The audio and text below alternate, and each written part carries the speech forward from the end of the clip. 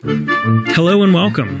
You found the Social Work Podcast. My name's Jonathan Singer, and I'll be your host as we explore all things social work. Today's podcast is the third interview with Kaya Bentley about psychopharmacotherapy. Kaya Bentley is professor of social work at Virginia Commonwealth University in Richmond, Virginia, and has published extensively in the area of psychopharmacotherapy. Psychopharmacotherapy is a long word that refers to the treatment of psychiatric disorders with the use of medication. But as Kaya points out, psychopharmacotherapy is not just about giving people medication and calling it a day.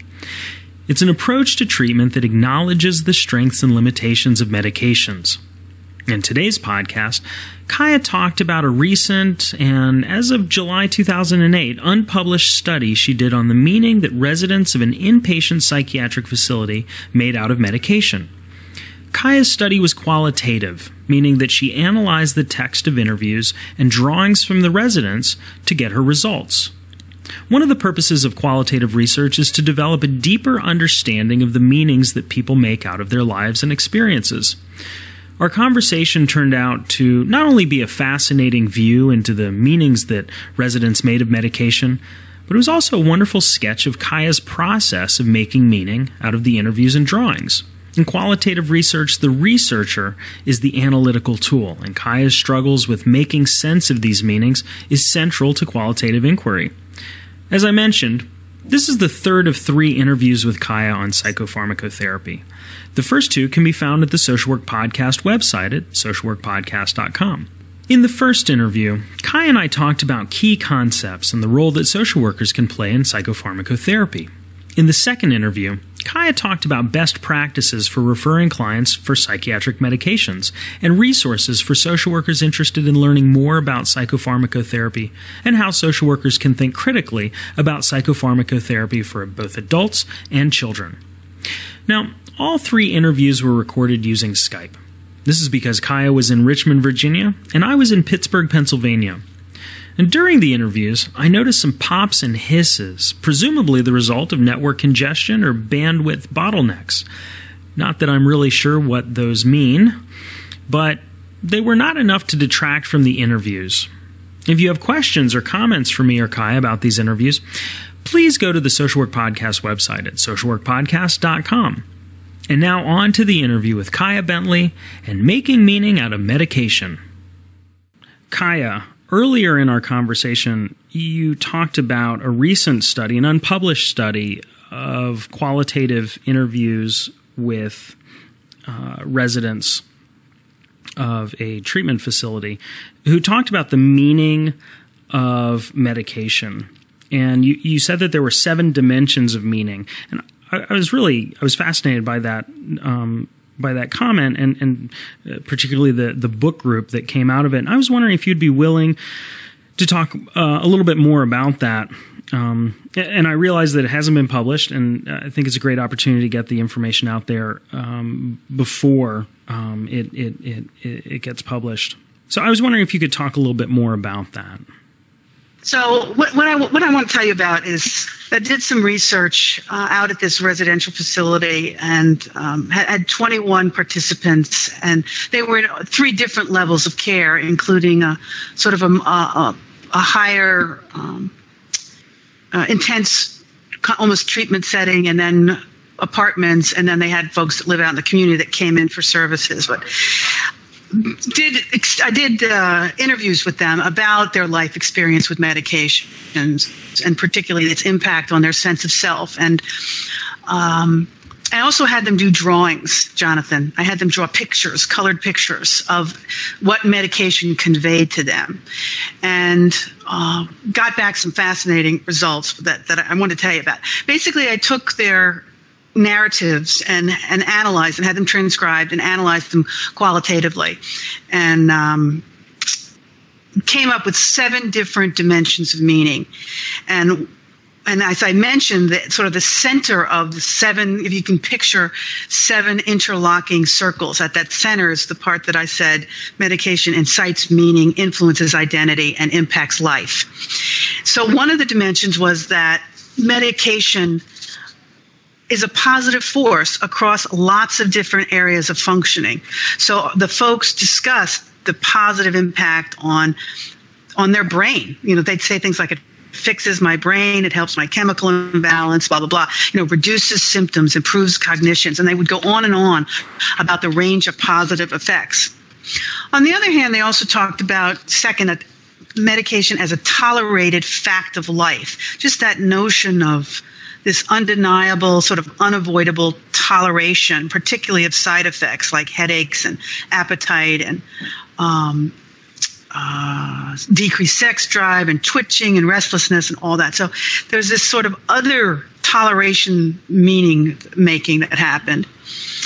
Third, which I really had a hard time putting into words, and the way I have it now is psychiatric medication as primarily an internal and individual experience, meaning that the act of taking medication is really very individualized physiological and psychological experience.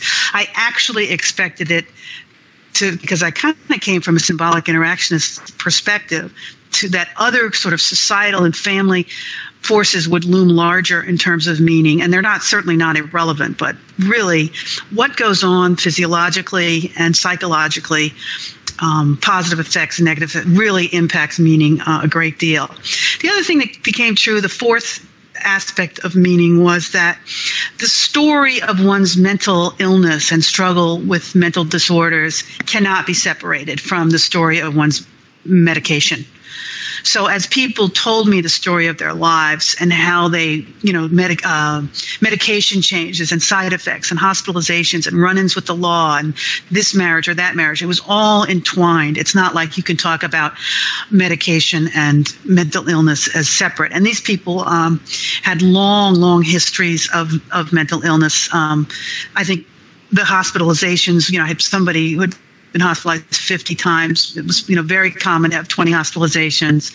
Many of them were on, up to 6 medications, and very, very long. Most of them with diagnoses of schizophrenia, schizoaffective disorder, bipolar disorder. So it really, people had struggled quite long with severe mental illnesses. The fifth sort of meaning was psychiatric medication as a basis of gratitude and a source of victory over past struggles.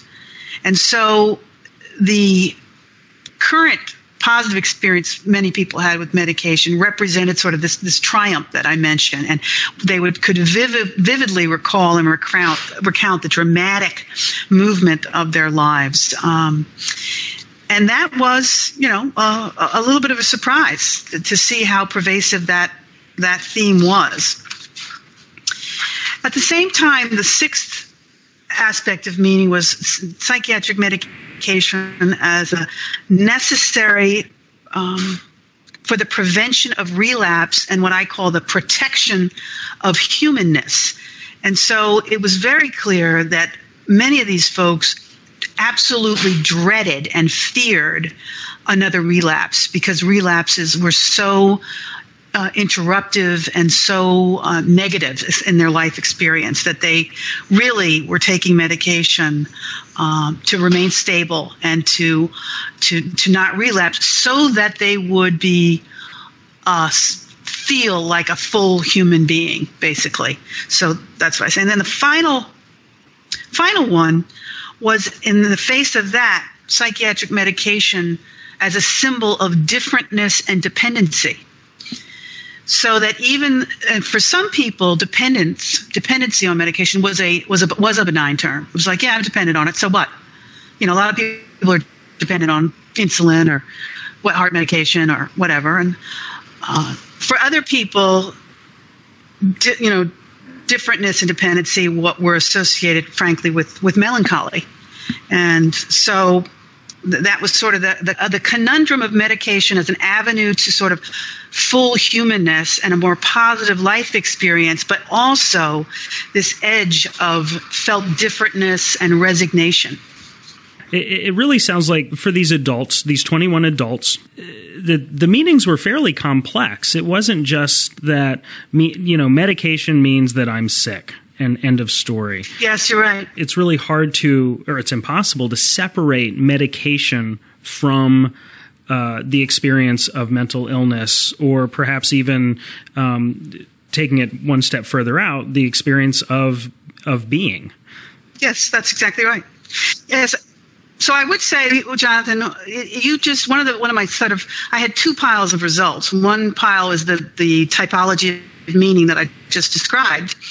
And by the way, each of the 21 pictures, because I let the residents title and interpret their own drawing. I didn't interpret it. So each of the drawings is placed under one of the meanings of medication. And at some point I'll have a website to go to view that. I'm trying to get this published now. So I don't, and obviously no one is going to publish 21 colored pictures from me. So I'm probably going to have to create a website where I can put those. But I was struck in terms of my other kind of results of how expert these people suffering from severe mental illness were, that they were able to discriminate between psychiatric medications and other medications. They offered very vivid, insightful accounts, that very precise histories of diagnosis and treatment. They seemed very aware what the doctors were doing. And of course, now this is just one setting. It's a nonprofit setting, a coveted facility or agency in Richmond and Richmond, Virginia, and the area. Yes. So we don't know, how generalizable these are. That wasn't the purpose of the study, to find generalizable results. But this was just these folks' experience, and they had a high level of expertise and were very impressive. And so obviously the words that are associated with the meanings are my words from my analysis of the data. But certainly, as I did my member checks and went back to them with the PowerPoint, by the way, a PowerPoint of all the drawings and a PowerPoint of essentially the typology, which, as I said, is this 7 interlocking circles. They totally resonated with them. I had people coming up to me and they were, it's like, oh my gosh, this is so important. And, one man came up with tears in his eyes and, God, what are you doing? How can we get word out about this study? And, I was like, well, I am trying to get it published. He goes, we have to let NAMI know, the National Alliance for the Mentally Ill. Just the results totally resonated with the participants. And I've been lucky enough, as I said, to share them not only with the participants, but with the entire agency, the entire agency's board. I've done a couple of presentations here in Virginia, hope to do some national presentations. And I'm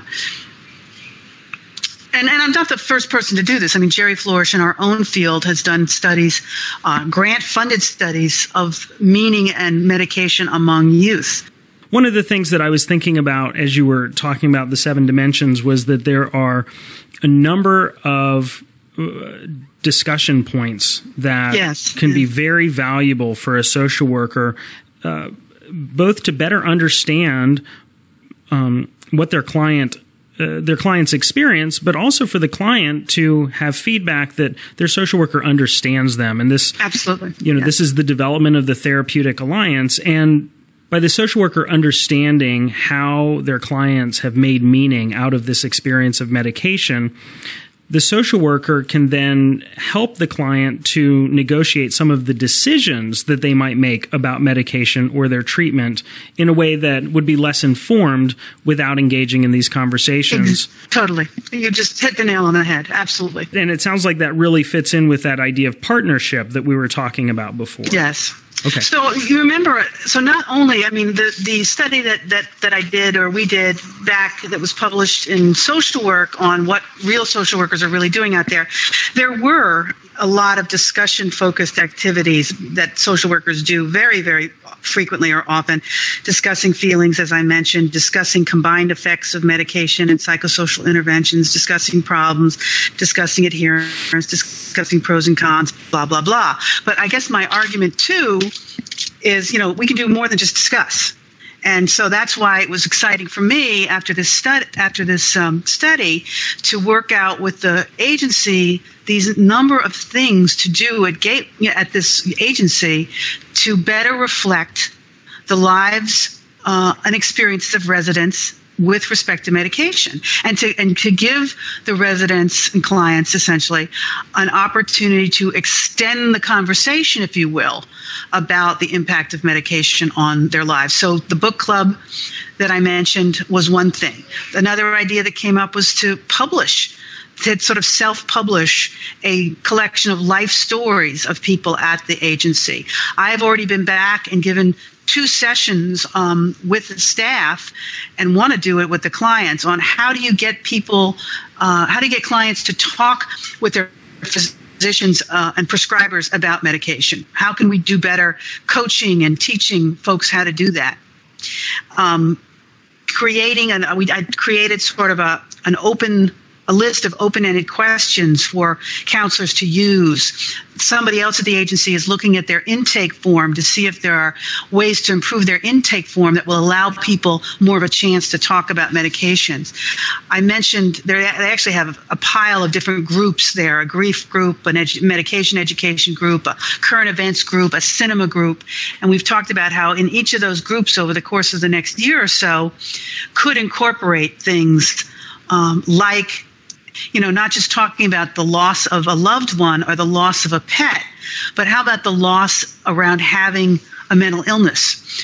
Or not just current events, what's happening in the political arena, but what about current events? What about new developments in psychiatric medication and new research on managing side effects? And not just a movie about mental illness, but a movie that really talks about people's response to the meaning of mental illness, and other things, following up in art therapy, and then interestingly, because part of the results essentially talk about humanness and wanting and the desire to be human.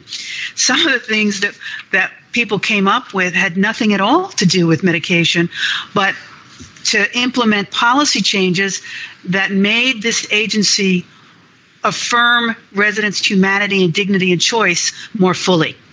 My favorite one, I really don't know if it's directly related to this research, but probably not, but maybe had something to do with it in terms of this issue of humanity, is they removed in the apartments that residents have, they removed the locks on the thermostats. Now, can you imagine anything more affirming of humanity and choice? First of all, can you imagine, Jonathan, that if you in your own home, if you had to go ask somebody for a key to the cover of the thermostat in order to adjust it? Yeah, I would feel like I was at my office at work. Exactly. Exactly. So they had all sorts of things. They used to not allow residents to be in the same car together. So these sort of lack of trust and lack of human choice for adults were some of the policies that they're looking at. And that's part of the recovery movement in general, part of the move in mental health to put consumer desires and consumers' life at the center of practice, as is discussed in the literature on the strengths perspective. But it sure has been slow going, and I'm glad to see that this place is doing some of those things. It sounds like a great environment. It sounds like the kind of place that we would hope that all treatment facilities would be like, to do things as simple as removing the locks from climate control. Exactly. Well, Kaya, this has been fascinating, and I really appreciate you talking about this brand new research that you're doing that is not yet published, and because of the process of publication, people might have had to have wait a year or two to get this information, and so I appreciate you sharing it on the podcast. I think it's a great way of getting that out there as quickly as possible, and certainly incredibly relevant to social workers. Thank you. And hopefully other folks, not non-social workers, but other providers who listen to the podcast. So thank you so much for taking the time to, You're welcome. To share with us. It's been an absolute delight. I'm Jonathan Singer, and thanks for being with me today for another episode of the Social Work Podcast. If you missed an episode or have suggestions for future episodes, please visit socialworkpodcast.com. If you'd like to support the podcast, please visit our online store at cafepress.com/swpodcast. To all the social workers out there, keep up the good work. We'll see you next time at the Social Work Podcast.